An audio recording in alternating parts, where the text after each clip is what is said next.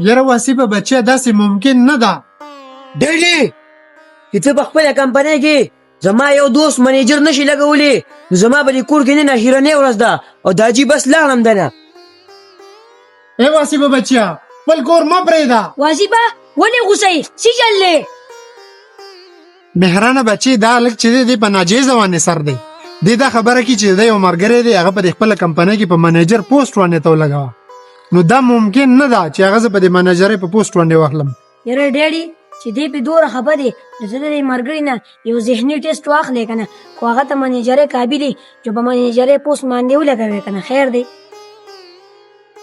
بس صحیح ده زه بچی ستا خوښه ده نو بس ملګری دې کم ځای کې دی راویې غواړه چې د هغه نه زه لږ ټیسټ والم. صحیح ده بس صحیح ده راځئ چې ځو هغه سیمبره په دیره کې ناست دی د پیشو هغه بچو ته پیچي.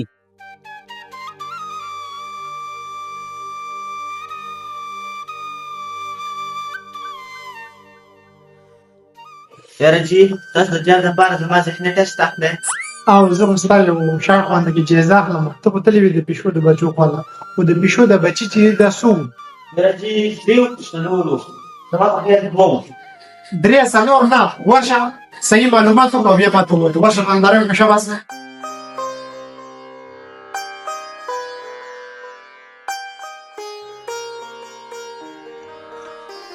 یاره چې ما اوس پارل 3 بچې دي. ها بچي خو درې وو خو د هغې رنګونه څنګه وو؟ یاره رنګونه یو تورو یو سرو زما په خیال یو پکې خړم و.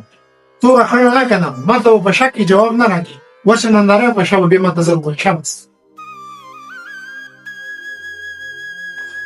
یاره چې 2 سپینو یو تورو د پیشو په بچو کې چې دی که نه نر پکې څو وي او ماده پکې څو.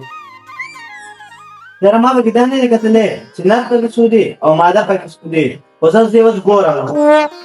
کله کله پرېږده راځه راځه سودا مې شته راځه ودرېږه. تا خو د خپل دوست قابلیت په دې وسولي دی که نه اوس به زه داسې چل وکړم چې زه به اوس د منیجر سره وکړم او ته به د منیجر د ذهن نور په معلوم کړې که نه. هلو او توحید د دې چل وکړه که نه بچي لږ غوره راشه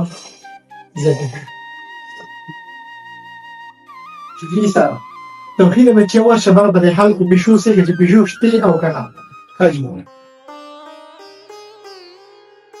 یاره جي زه خو بله کمرې ته دغلم او پیشو نه وه او 3 بچي وو نو 2 سپین وو او یو تور وو او 2 پکې ماده وو او یو پکې نر وو او ځان یې لږې کوي.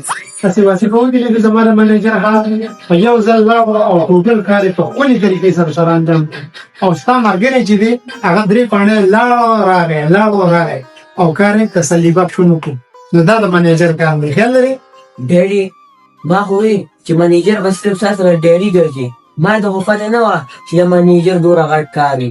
وصیفه بچې ځکه خو تا ته ما وی که نه چې کله هم زه د کمپنۍ نه بهر شمه نو دا ټوله ذمهواري د دې منیجر شي د هر څه سره چې دی دا بیا د منیجر سمبالي.